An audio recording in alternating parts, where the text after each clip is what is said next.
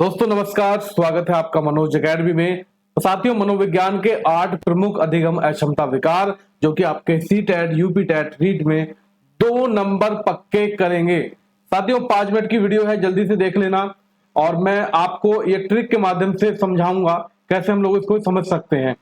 देखिएगा, अधिगम अक्षमता की अगर मैं बात कर लेता हूं, लर्निंग डिसेबिलिटी असल में है क्या, ये तो पता होना चाहिए। दोस्तों यह कोई मानसिक बीमारी नहीं है, बल्कि यह एक ऐसी स्थिति है जहां सामान्य औसत से अधिक बुद्धि होने के बावजूद बच्चे को पढ़ने में, लिखने में, बोलने में या गणित को समझने में कठिनाई होती है। तो समझ गए आप। अब दोस्तों हम लोग जान लेते हैं एक एक करके। यह लिखा हुआ है यहाँ पर, यह कोई बीमारी नहीं है बल्कि सीखने की प्रक्रिया में एक बाधा है। साथियों 8 विकारों का त्रिस्तरीय वर्गीकरण इस प्रकार से किया है हम लोगों ने। एक होता है आपका शैक्षणिक, संवाद एवं गमक, एक होता है आपका मनोवैज्ञानिक। तो अलग अलग प्रकार से लिखे हुए हैं। जैसे डिसलेक्सिया की बात करते हैं, पठन संबंधी विकास विकार है। अलेक्सिया ये भी पढ़ना है। डिस्ग्राफिया लिखने से संबंधित है और डिस्कैलकुलिया आपका गणित से संबंधित है। अफेजिया की बात करेंगे, भाषा संवाद से संबंधित है। अप्रेक्सिया आपका गमक कौशल है। डिस्थीमिया की बात करेंगे, तनाव है। और आपका डिस्मोर्फिया जो है भ्रम है। अब जान लेते हैं इनके बारे में एक एक करके। जैसे यहां पर लिखा हुआ है डिसलेक्सिया एवं अलेक्सिया, दोनों को समझेंगे। डिसलेक्सिया एवं अलेक्सिया, समस्या क्षेत्र जो है वो पठन संबंधी विकार ये आपका होगा। लक्षण क्या होगा दोस्तों? बच्चा शब्दों को पहचानने में अटकता है और गलत पढ़ता है। रामबाण ट्रिक आपकी ये है कि अगर बच्चे को लक्ष्य साबुन दिखाया जाए, लक्ष्य ये साबुन है आपका, और रैपर दे दें तो वो उसे जो है लुक्ष पढ़ेगा, यानी कि लक्ष्य लुक्ष, ये आप वो पढ़ेगा बच्चा। तो लक्ष्य को वो क्या पढ़ेगा? लक्ष्य को पढ़ेगा लक्ष्य, सॉरी लुक्ष। ठीक, तो इसे क्या है? इसे है आपका डिसलेक्सिया। जैसे बी को डी पढ़ना और डब्ल्यू को एम पढ़ना, ये आपका डिसलेक्सिया या अलेक्सिया में होता है। उसी प्रकार से डिस्ग्राफिया की बात करते हैं तो इसकी ट्रिक आपकी ये है कि हम जो ग्राफ तैयार करते हैं तो कैसे करते हैं दोस्तों? लिखकर तैयार करते हैं। तो ये लेखन संबंधी विकार होता है और बच्चा अक्षरों को सही आकार में नहीं लिख पाता। इनकी जो लिखावट होती है वो अस्पष्ट होती है। ट्रिक क्या है आपकी कि कोई भी ग्राफ हमेशा हाथ से लिखकर चित्र बनाकर ही तैयार किया जाता है, जैसे कि मैंने अभी आपको बताया था। ठीक है, ग्राफिया यानी कि ग्राफ, ग्राफ राइटिंग ड्राइंग, ये भी समझ में आ जाएगा आपके। और उसके बाद आते हैं नेक्स्ट पर हम लोग, डिसकैलकुलिया। कैलकुलिया से समझ में आया होगा कैलकुलेटर। अब गणित में किसका यूज करते हैं? गणित में सर हम लोग यूज करते हैं कैलकुलेटर का। तो डिसकैलकुलिया जो है वो आपका गणित संबंधी विकार है। लक्षण ये है कि बच्चा कैलकुलेशन में कमजोर होता है और अंकों को समझने में असक्षमता महसूस करता है।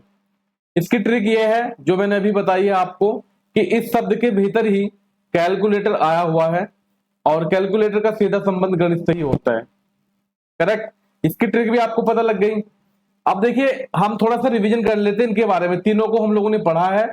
डिसलेक्सिया अभी बताया था मैंने आपको, ये पढ़ने से संबंधित विकार है। जैसे लक्ष्य को लुक्ष पढ़ना, लक्ष्य को लुक्ष पढ़ना, बी को डी पढ़ना, डब्ल्यू को एम पढ़ना, न्यूक्लियर को अनक्लियर पढ़ना, डिसलेक्सिया आपका। एक है आपका डिस्ग्राफिया, ग्राफ जो बनता है वो लिखकर बनता है, ग्राफ बनता है लिखकर, तो लेखन संबंधी विकार है। डिस्कैलकुलिया जो है वो आपका गणित संबंधी विकार है क्योंकि कैलकुलेटर इसमें पहले से छिपा हुआ है। करेक्ट, आए समझ में? आगे बढ़ते हैं। अफेजिया और अप्रेक्सिया के बारे में जान लेते हैं हम लोग। अफेजिया एवं अप्रेक्सिया, देखिए भाषा संबंधी जो कठिनाई है, संवाद करने में परेशानी, संवाद का मतलब होता है कम्युनिकेशन करने में प्रॉब्लम होती है। रामबाण ट्रिक इसकी ये है कि लोगों के बीच बातचीत करते समय फंस जाना, मतलब ए फासिया, इंग्लिश में इसको पढ़ेंगे ए फासिया, तो इसका मतलब फंस गया वो, इसका मतलब वो बात करने में फंस गया। ए फासिया, बात करने में फंस गया, तो ये होगा आपका अफेजिया। ठीक, एक है आपका ये आपका विकार जो है वो गमक कोश संबंधी विकार होता है और इसकी रामबाण ट्रिक ये है कि शारीरिक चुस्ती और फुर्ती जो है इसमें कमी आ जाती है। ठीक, ये आपका अप्रेक्ष्य होता है। आगे चलते हैं दोस्तों, वीडियो को लाइक जरूर कर देना। डिस्थीमिया की अगर मैं बात कर लेता हूं तो समस्या क्या होती है, गंभीर तनाव की स्थिति आ जाती है, यानी कि टेंशन ही टेंशन दोस्तों उसको मिलती है। लक्षण क्या होता है कि व्यक्ति या छात्र लगातार भारी मानसिक दबाव से तनाव में रहता है, जिससे अधिगम जो है उसका रुक जाएगा। अब इसकी ट्रिक क्या है साथियों, ट्रिक ये है कि थीमिया जब लिखा हुआ है ना, थीमिया, थीमिया यानी कि थकान, थीमिया यानी कि थकान, थकान से जोड़ना है आपको। तो ये पूरी तरह से दिमागी प्रेशर वाली आपकी डिसेबिलिटी है।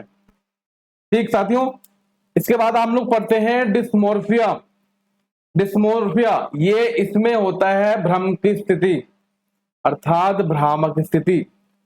अब व्यक्ति को भ्रम हो जाता है कि उसके शरीर के अंग छोटे हैं या बड़े हैं। इसकी ट्रिक क्या है, इसकी ट्रिक है मोर्फ। मोर्फ का मतलब क्या होता है, मोर्फ का मतलब होता है रूप बदलना, रूप बदलना या भ्रम पैदा होना। जैसे चौराहे पर खड़ा होकर दोस्तों सोचना कि ससुराल का रास्ता किधर है ना। कुछ लोग सोचते हैं ना कि ससुराल का रास्ता किधर है, इधर जाएं या इधर जाएं, तो ये भ्रम हो गया ना, ये भ्रामक स्थिति होगी दोस्तों। ठीक है, ये आपकी भ्रामक स्थिति होगी, हो गया डिस्मॉर्फिया। अब हमको करना क्या है, द अल्टीमेट चीट शीट। चलिए एक बार हम लोग इसका लास्ट में रिवीजन कर लेते हैं गाइज। विकार आपका डिसलेक्सिया और एलेक्सिया,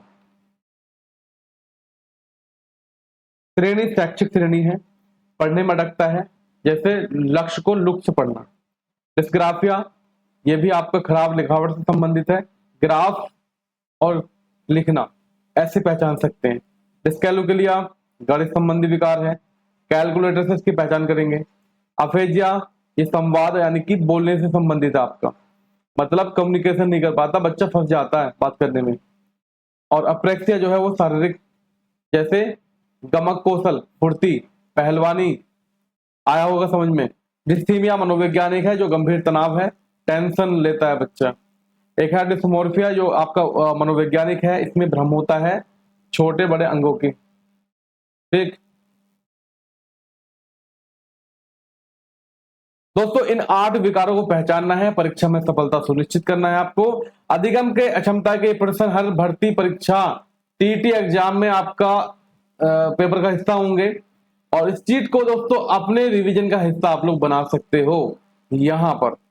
तो अगर आपको वीडियो अच्छी लगी हो तो मनोज एकेडमी को दोस्तों लाइक करें और वीडियो को दोस्तों शेयर करना बिल्कुल ना भूलें। थैंक यू सो मच, जय हिंद, वंदे मातरम।